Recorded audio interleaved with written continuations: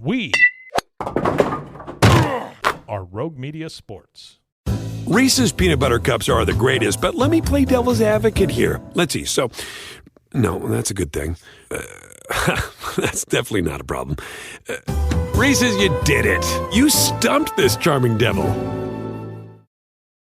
With the Wells Fargo Active Cash Credit Card, you can earn unlimited 2% cash rewards on purchases you want and purchases you need. That means you earn on what you want, like trying out that new workout class, and 2% cash rewards on what you need, like a foam roller for your sore muscles. That's the beauty of the Active Cash Credit Card. It's ready when you are, with unlimited 2% cash rewards. The Wells Fargo Active Cash Credit Card. That's real life ready. Terms apply. Learn more at wellsfargo.com/activecash.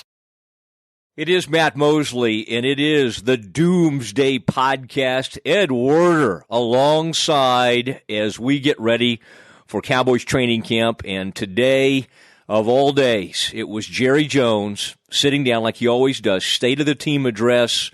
And Ed, we'll call this an emergency podcast, but really, this is when we kick things off each year. I'm excited to do this, and we also excited to say you and I will be in Oxnard on about a 4 or 5 day run beginning right after that first preseason game. And I believe, and you had some input on this, I think this is going to be fun because I think in a lot of ways there's going to be a lot of hoopla at the beginning of training camp. But when we get there, I think we've arranged to kind of have everything to ourselves. And I think that's the way to go. Oh, is that what you were talking about when you publicized this as exclusive podcast access to the Cowboys at training camp? I just think it's kind of remarkable that we're not going to get there until after they play the first preseason game, and it sounds like we're still going to beat guys like David Irving by several weeks. I think that's encouraging in terms of how we've set up the schedule. Although in reports, and we'll get to that, David Irving reportedly could be in rehab right now. We'll have more on that. But Randy Gregory out. Yeah. Tag team thing. We'll get to that. The what do we call them? What's your favorite wrestling tag team ever? I was a Freebirds guy. Did you grow up watching wrestling? That might apply here. Yeah, I like Freebirds. Von Erichs is kind of from where we are in the Dallas-Fort Worth area. It is Doomsday, a podcast that has taken America by storm and considered mainly because of Ed's ability to get, occasionally I'll grab a guest as well, but we have the best guest. I believe we have the best analysis, and it is time to talk about Cowboys training camp as it gets going in Oxnard, California. Oxnard. Frito, our fearless producer, please play the damn music.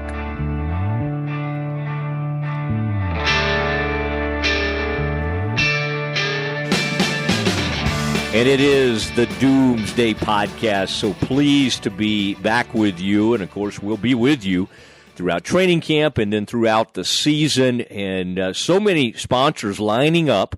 There's a chance we'll be doing this in front of a live audience sometimes this fall. That could be fun. Ed, do you mind getting out in front of folks? Is that fine? Or usually you like to be at a comfortable studio? Are you good being in front of a live studio audience? I'm very accustomed to talking to inanimate objects. I think that's my specialty, speaking at a red light.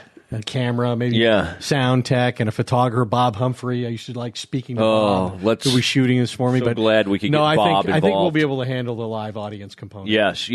And I want to thank, first of all, we'll get to a couple other sponsors that are with us this year, but Hodges Capital used to be kind of known as the Hodges Fund. Craig and Clark Hodges, two brothers that, by the way, attended Baylor University back in the 80s. One of them played football at Baylor, in fact. But so at least three Baylor alums have made it big. Well, Wingo, both of them. Yeah, both of these guys. But Hodges Capital has become a great partner, and I want folks to look into Hodges Capital. You can find them online. You can find them, Facebook. There's a lot of different ways. Twitter, but high wealth management, and I believe most of people in our group. I don't think you have to have as much money as Ed. Can my salary for this go right into the fund? These folks, certainly. We'll put it right in there. But Hodges Capital, an incredible group that they've been in downtown Dallas over there near the Crescent on Maple for years. area. Go see them. and so happy that they are part of this thing. Okay, Ed, let's get right to it.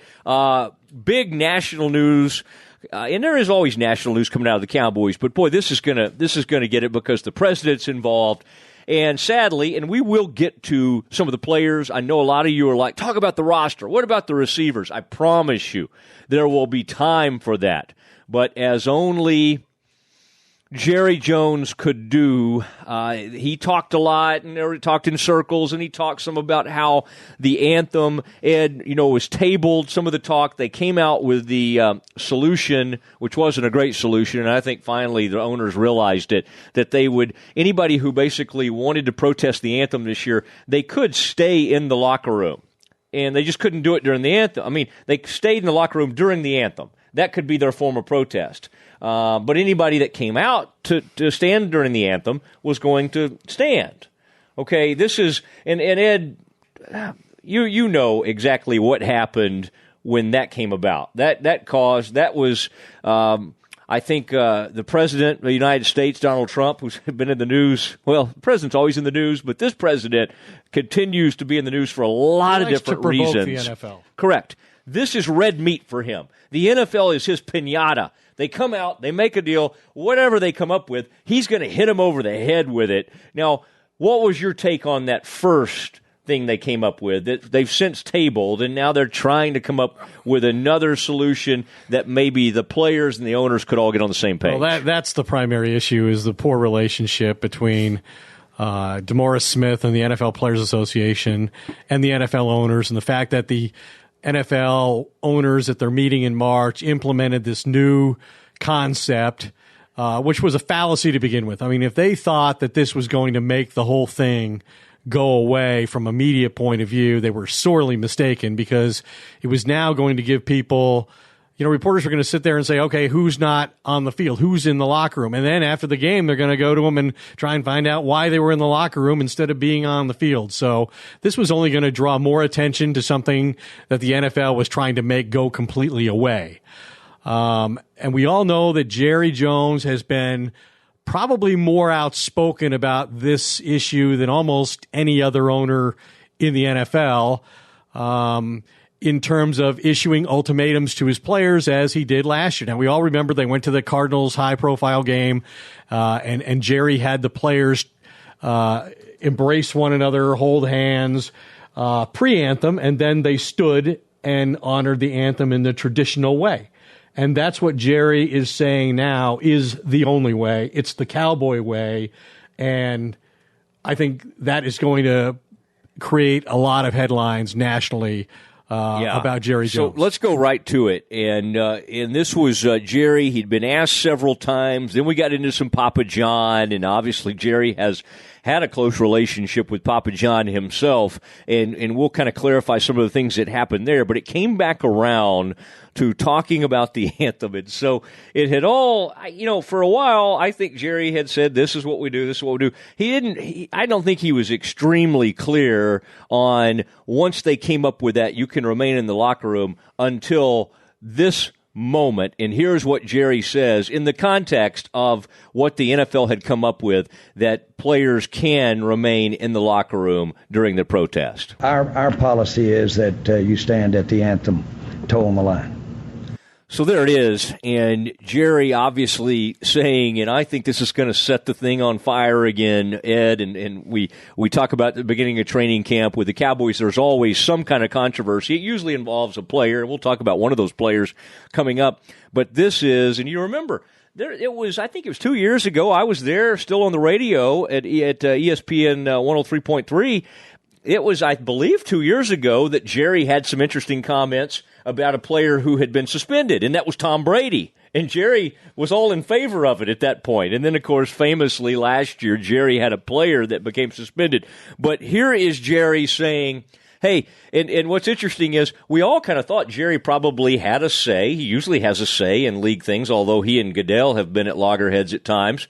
You would think Jerry had a say, and okay, maybe we can let them stay in the locker room. And so in that context, Jerry is asked about it and basically says, no, we even with that, we expect them to be out there towing the line. And, of course, this is not only going to be a big story in Dallas, this is going to be every player as they enter camp will be now asked about what Jerry's saying he's doing with the Cowboys. Players are going to be asked about that right now starting today, and this puts Jerry at odds with the rest of league ownership and the league office, because while the players feel like the owners didn't involve them and implemented a unilateral policy that's unfair and didn't involve their input, Jerry's saying, I don't agree with what the owners decided, and I'm doing my own thing, and my own thing is the strictest thing in the NFL. Now, he didn't say what the punishment was this time, but we know last time he said if they don't stand and don't behave appropriately, then they won't play, that he'll take them off the field.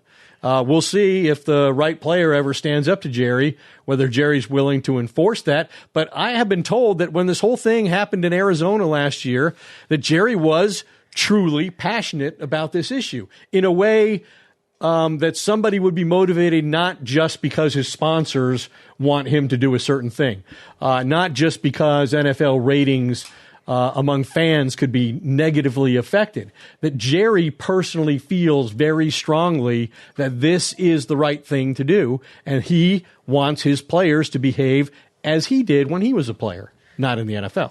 Yeah, and so this is going to be a big thing now on this Papa John stuff. Basically, Jerry, if you'll recall, when it all started to go downhill for Papa John, in the midst of all the kneeling controversy, he comes out, and I kind of thought at the time he was kowtowing to Jerry in a sense, almost maybe in a weird sort of way, trying to back Jerry up, and he came out and made some statement. The kneeling and this NFL anthem stuff, the controversy, is hurting our business. Now, he kind of got laughed out of the room on that. And so his status had already been hurt with Papa John's in kind of his standing. And, in fact, he'd already been removed from one aspect of his leadership there. And then, of course, recently it's come up that he had a conference call, used a horrible... You're talking about John Shatner. Yeah, the former Papa CEO. John himself. Yeah. That he used a racial slur, and so boom, they're just like locking him out. He can't come in the office now. There's a big battle on that front, and then so Jerry. Not only that, but several NFL teams and many professional sports organizations have divorced themselves from having anything to do with the Papa John's brand. Correct. They basically said, you're out of there. Now, what Jerry made clear today was they have a different relationship with Papa John's. In fact, they have an ownership agreement. Instead of, hey, they endorse our product or we endorse them. No, we own Papa John's. It's Papa Jerry's in Pizza, Texas. is what Basically, that's what he's saying. Papa Jerry's Pizza. And I think he should rebrand and make it Papa Jerry. And so today he threw down the gauntlet. No, we need to turn this around because thousands of employees in Texas and thousands of customers are being impacted. So today was Jerry's day to kind of clear this up and go, no, it doesn't really have. He's like, I know John wishes he'd said it differently, but we own this thing. We'd like to have a do-over. Wouldn't we all like to have a do-over? Yeah, have some. I think he should have some do-overs there. Now let's get to other big news. The great thing about Jerry and the Cowboys. I mean, most of these camps open. It's like the Eagles will be asked, Super Bowl, defending the Super Bowl, but it'll be mainly about roster questions and who what do you think about this guy? What do you think about this? Can you defend the title? This is not the way with the Cowboys. It's generally about half the time, and I think that we saw that today. Of the 40 or so minutes that were dedicated to this, 20 minutes was with a couple of controversial players and one coming back, one not there, and then the anthem thing. I bet that was 20 to 25 minutes of this press conference. I bet there were only about 15 to 20 minutes that they were talking about maybe this roster or this coaching staff. And let's begin right there with some of the controversy. And David Irving, who has been a great player for the Cowboys at times, but also has had, we already knew he was going to be suspended for 4 games because of a violation of the substance abuse policy for the NFL. And it now turns out, according to some reports, it looks like for various reasons. One report says it's because of he has full custody of his kid, and his absence in Oxnard has something to do with this. And let's listen to Jerry explain a little bit of where exactly David Irving is and when he may return to us. David Irving is dealing with off-the-field issues, and he's by agreement and design. He's not here. He's really in special areas of his addressing his issues. They will be ongoing. They are out here, as it turns out. They're here in California, but I don't expect to see him at camp. Okay, and Ed, basically, David Irving is not going to. He is in California. He's in the state, the same state where they're holding training camp, but will not be dropping by for training camp. And Jerry wouldn't even say for sure if he would be rejoining the team when they are back with the Cowboys in Frisco. So, what to make of this? This was someone that they'd hoped to get 12 games out of. Obviously, you can't trust this guy much. So, a long-term contract. They'd already decided probably not to do that. They did the second-round tender on him, which means he's owed a little close to, $3 million this year, a little under $3 million on a second-round tender. And so, they still would like to get something. But now, Ed, it looks like whether it's, as some of these reports indicate, rehab, whatever he's dealing with right now, it might be quite a while before they get anything from David Irving this year. And what's crazy about this, we knew that he was going to miss 4 games, but even the Cowboys are used to having suspended players. I mean, they do it like every year. They have like 2 or 3, it seems like. But those guys I believe are this generally is the fifth straight year they're going to begin the season with a defensive starter serving a suspension. One of the great streaks in the NFL. So you're hurting your team from the very beginning. We all know that if you can't rush the passer in the NFL, you can't succeed on defense.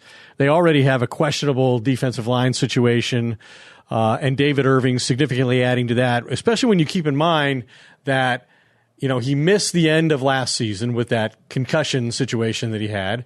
Then he missed almost all of the off-season program, including all of the OTAs, because he was out of shape, and they didn't want to risk putting him on the field. And he had these personal issues with trying to gain custody of his daughter. And now to find out that he's seeking help for a substance abuse issue that contributed to him getting suspended, he's going to miss all of training camp and then 4 games. I mean, what kind of shape could this guy possibly be? Now, I know he's a freak athlete, and that's the reason they're tolerating this as it is. But let's take a look at Randy Gregory. Okay, Randy Gregory, because David Irving is now involved with the same people who helped lead Randy Gregory from the suspended for a year list to being eligible to play again in the NFL. He has been fully reinstated. And the same people that took over Randy Gregory are now trying, with the authority of the Cowboys, to try to help David Irving overcome his personal demons as well. When they got Randy Gregory, former second-round pick, on December 15th, when this new group took charge of him, he weighed 198 pounds, is what I was told. He has spent. He's like 6'5" or 6'6". He's a tall guy. I mean, Ed, I'm dying to get down to 198. Whoa! He was doing 4 hours of counseling every morning, 5 hours of AA meetings 5 days a week, so 9 hours a day that he was working on this issue with this new group of people that the Cowboys support. And so now he reported, obviously he didn't do the conditioning test. Jason Garrett said he weighed 242 pounds. So that's still pretty light for a defensive end. That sounded extremely light to me. And to put it in context, the new first-round linebacker probably weighs in right now about 260. Right. A guy who's going to play middle linebacker for them. And a real defensive end would weigh significantly more than that in a 4.3.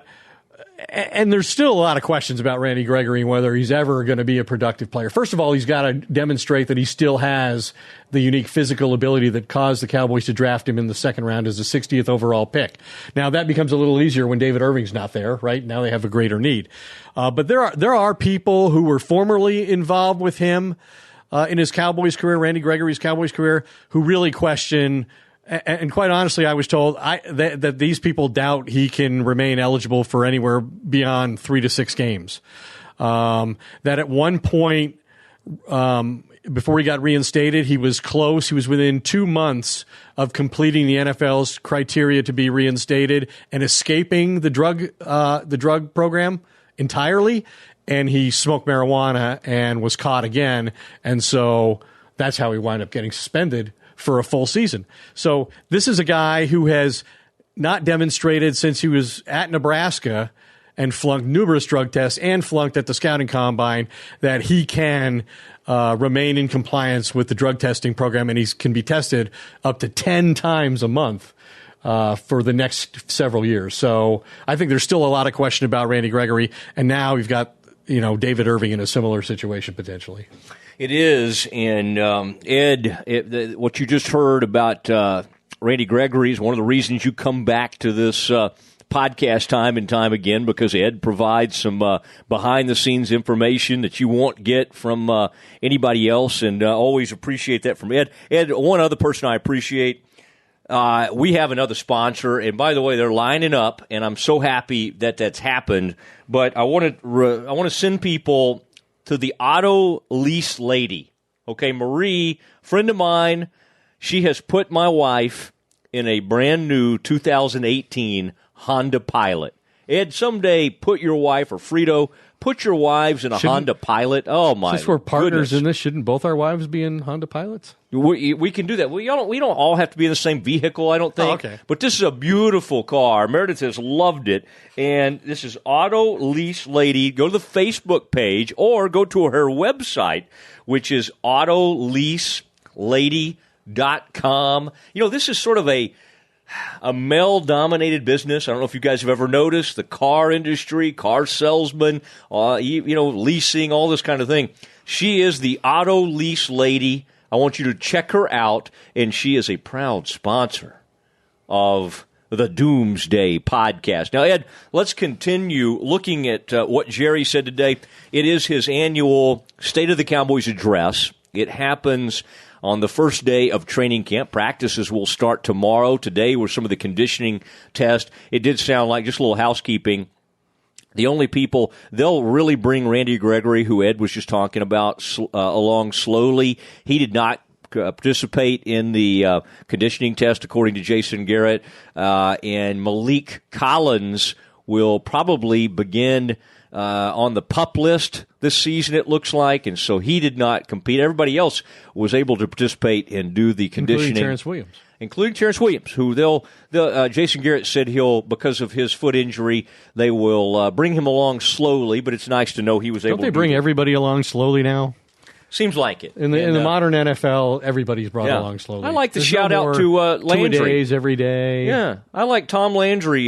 He was ahead of he got him out to California and kind of got him going, and Jerry said that helped with maybe some of the, quote, soft tissue issues that they have with players now. I seem to remember going to Austin and the grueling heat and the physical 2-a-days of Jimmy Johnson, and the Cowboys won 3 Super Bowls in 4 years. Well, Landry seemed to work out. Won a I think Jimmy was ahead of his time. They went to 1 million NFC title games, so I don't want to. They only won 2 Super Bowls. Jimmy won 3. I just said he won a couple. He won 2. I know. Barry won a third. We do not need to put down Tom Landry. We want to. people to keep coming back. Okay, I do want to talk a little bit about this coaching staff. Speaking of coaches, yeah, we got Jason Garrett back here. Boy, a lot of praise for Jason. I tweeted something out earlier. Ed, I always love it when you correct me. You said, Matt, you had the wrong context. What did I do? I deleted it immediately, even though I think it really would have gotten a lot of retweets. Because you basically... It's okay. We don't need to talk about what I did. I misheard something. I don't know. I like bringing up my mistakes from time to time. You wanted a do-over. I don't want to expand. I like a lot of do-overs in life. We need to hear this, and then we'll react to it. But this is Jerry discussing why he's excited about this season and what that has to do with this remade or revamped coaching staff. Bottom line is that I put the coaching staff right at the head of my list as why we ought to get excited. And I think we're not only that, putting something in place for this season, but for many seasons to come. So I don't know, Ed. I mean, when you talk about reasons for excitement around the Cowboys, I don't think a lot of Cowboys fans and a lot of our listeners would start with Garrett. I know Garrett's kind of sitting right up there by Jerry. Jerry hit on some of the position coaches, changes, and that kind of thing.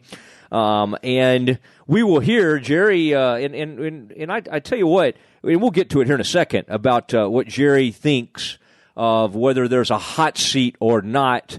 What do you make of that, Ed? It's hard for me to get too excited. I do like the new wide receivers coach, Kellen Moore. I mean, I'm a big Wade Wilson guy. I know Wade may join us a couple times this season. I hope he does.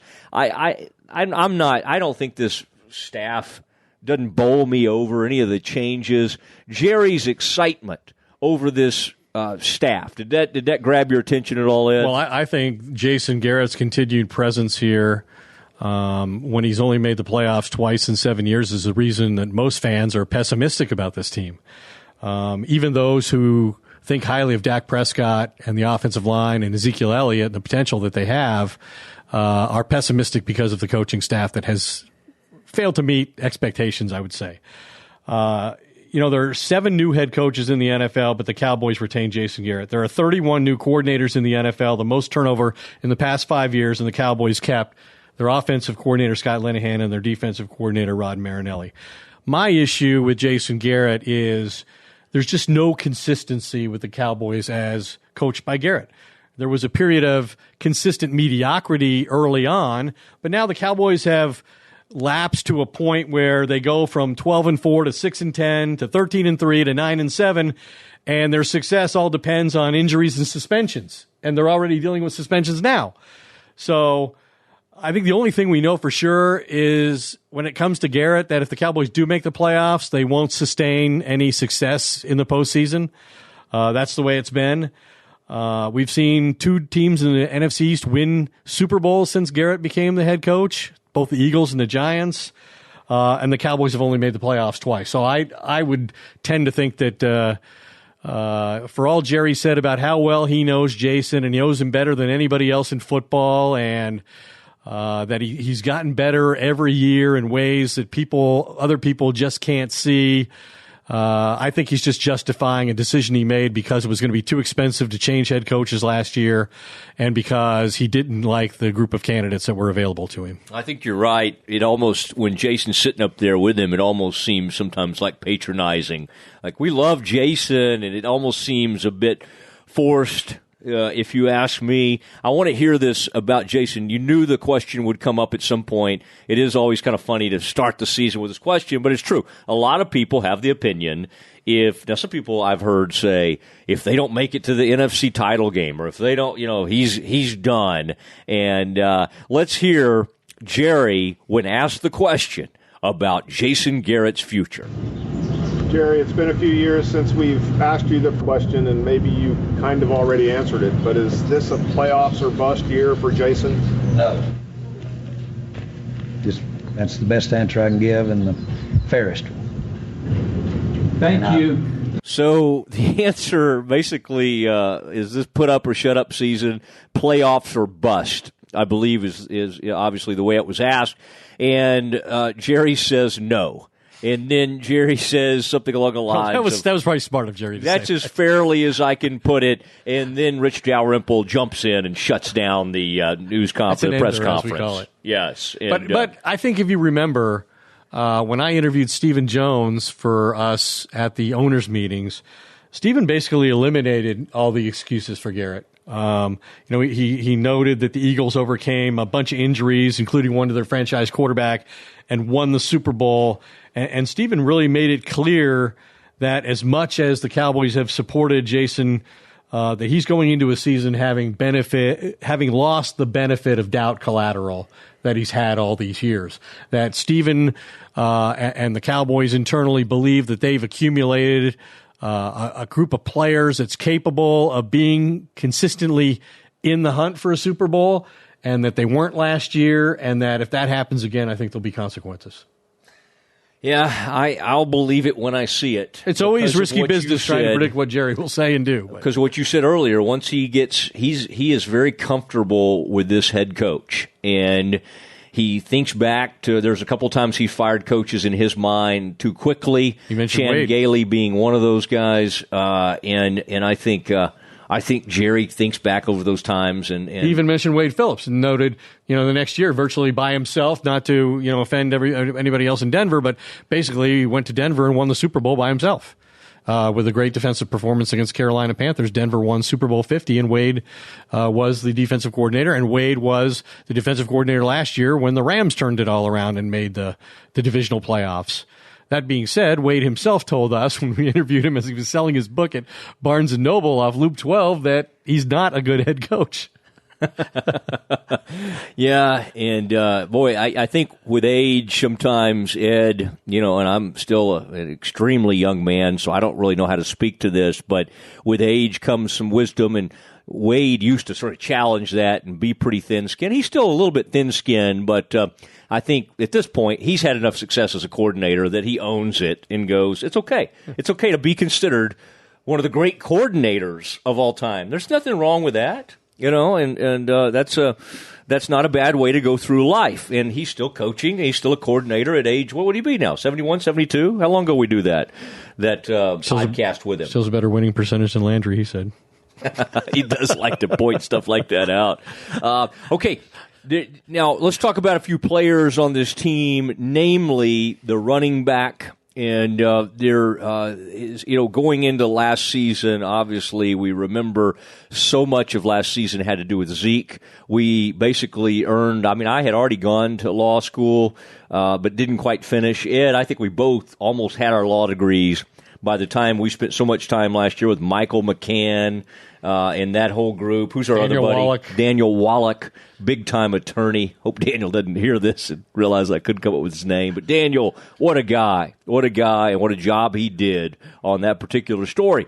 But now Zeke has a chance to get back to maybe being one of the elite players. I did notice he did not make that team that ESPN, all their experts, they got all their folks together, and they named like the all 25 team, 25 and under, and Zeke was not named to that team at running back. And I think some people were upset about that. I saw Cowboys players, Kayvon Frazier and others. Oh my gosh. What is this? What is this list you've put together? Before, Ed, you sound off on Zeke and what they need from him, let's listen to Jerry.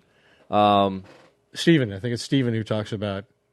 I want to hear from everybody but Jason.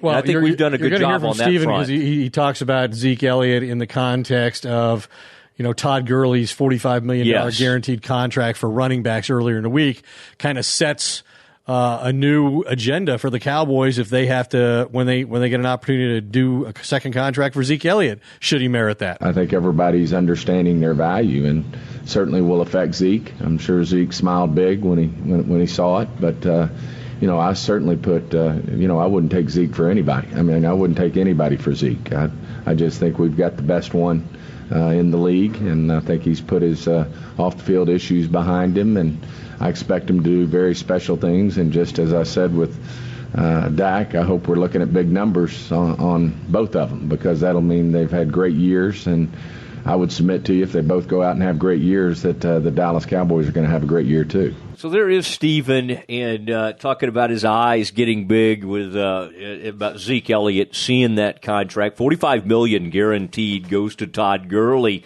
I would just say this, before Zeke's eyes get too big, and you and I were tweeting about this the other day, just in perfect concert, Ed, that you might want to look at DeMarco Murray, who had one of the most remarkable seasons in the history of the Cowboys at running back, and that did not earn him set the franchise rushing record, some kind of lucrative extension from the Cowboys, and he ended up getting some great money elsewhere with the Eagles, and then that didn't really work out, and he went on to the Titans, and now he's retired, and we know how short the window can be for running back. So I think what will happen if the Cowboys are like they were, even dating back to Emmett. You covered Emmett back in the day. They ran him. And Jimmy's whole philosophy was, hey, I got a great running back. I'm probably only going to have him for 5 years, so I'm going to run him as hard as I can for 5 years, and then I'll get another one. Now, He didn't do that. Emmett obviously played 16 seasons or whatever it was, and retired as the all-time rushing leader in NFL history. But I think I tend to agree with Stephen Jones on his evaluation of Ezekiel Elliott. I think the guy is as good a player at the running back position as there is in the NFL. I mean, people argue for, Le'Veon Bell, or the Cardinals running back, David Johnson. But I think the guy is really unique. I think he's totally justified on the field when he plays their investment of the 4th overall pick. The thing he's got to get right, though, is he's got to be available on a consistent basis. He's as responsible for anyone for the season the Cowboys endured last year, and that can't happen anymore. And he's got to show better judgment, and it's a joke that they're talking about him being a leader just because 2 other guys are gone. He's got to show availability on a consistent basis first. But he's a great player. He's a tough runner, and he ought to be highly motivated by the money that's Stephen Jones is figuratively waving out there now after this Todd Gurley contract. I mean, Zeke Elliott's like 8th in the NFL at the running back position in salary. He gets $6.2 million this year. Todd Gurley's getting about $14 million. Yeah. I hope you and Frito will take that same attitude with the money I'm waving in front of you guys this year. I hope that, much like Zeke, this you'll continue to play for it as I just kind of wave it out there in front of you. Not to mention some of these vehicles that I have great curiosity. Ooh, I do have about. some razors for you guys. From Harry's? Former sponsor, Harry's? They're never former. They always really? come back. Oh, okay. No, Harry's, my goodness. Harry's will be back this year. Thanks to the auto lease lady. Boy, Marie, goodness gracious, does a great job there. We'll give you more information on her as we go throughout the season. And then Hodges Capital. Oh, man. Those guys will take care of you downtown Dallas, and just incredible folks who have a wonderful partnership with us now, and I'm hoping they will join us at training camp. At least one of the Hodges brothers will be out there. Do they have the ability to fly us out there? Do they? On a private plane? Oh, yeah. Yes, they do. I don't think they'll do it. That doesn't seem like. I think they like us. I don't know if they like us to that extent. But Ed, I'm excited to be doing this again. Man, this is going to be great.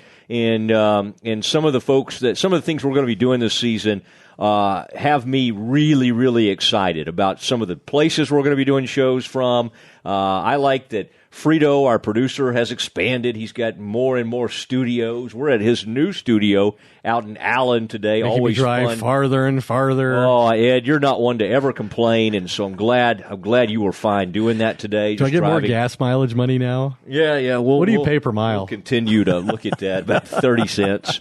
Hey, and as we talk about going to training camp here in 2 weeks, I think people should keep in mind what we accomplished out there last year. I thought we had some of our greatest interviews. I mean, we sat down with Jason Witten for a half an hour and talked about everything relevant to him in his career, and Darren Woodson and all of the controversial things he said about the Jerry Jimmy split and how he's still bitter about it. And they could have won 4, 5, 6 Super Bowls. So I think we'll that's our standard for going out to camp this year.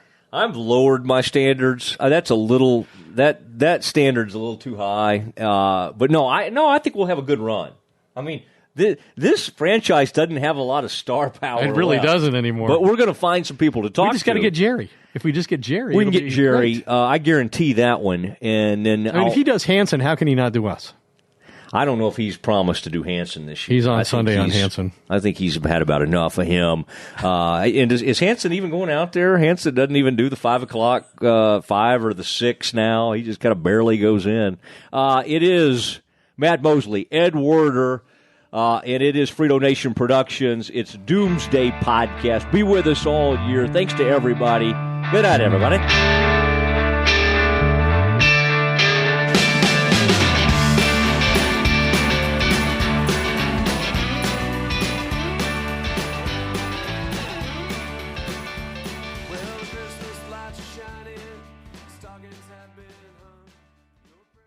Hey, it's Mark Goodman. And I'm Alan Light. On today's podcast, Record Store Day founder Harry Colleton is joining us to discuss the April 20th RSD special releases. Plus, we'll talk live with our audience, the Sound Up Pod Squad, and find out who still listens to vinyl. And some updates from the Beatles universe. Oh, good. Sound Up with Mark Goodman and Alan Light, the only music podcast that matters. Get it on Pandora, Spotify, Apple Podcasts, or wherever you get your podcasts.